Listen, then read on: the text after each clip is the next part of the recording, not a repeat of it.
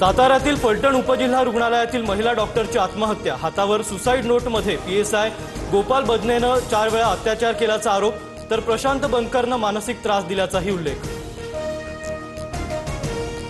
फलटणमधल्या महिला डॉक्टर आत्महत्येची मुख्यमंत्र्यांकडून दखल, आदेशानंतर सुसाईड नोटमधील संबंधित पोलिसांचं तात्काळ निलंबन।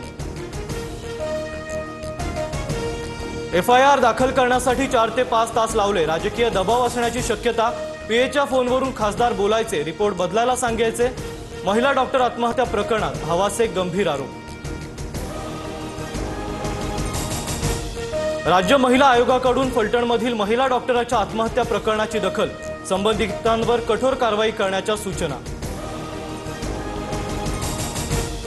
भंडारातील कार्यकर्त्यांचे मोबाईल आणि व्हॉट्सअप ग्रुप सर्व्हिलन्सवर टाकलेत। बावनकुळेंचे खळबळजनक वक्तव्य, तर कार्यकर्त्यांनी बेईमानी केली तर 5 वर्ष दरवाजे बंद करणार, बावनकुळेंचा इशारा। बावनकुळेंना अटक करून चौकशी करा, भंडाऱ्यातील बावनकुळेंच्या वक्तव्यानंतर राऊत आक्रमक। फक्त भाजप कार्यकर्तेच नाही तर इतर नेत्यांचेही फोन सर्व्हिलन्सवर, राऊतांचा आरोप।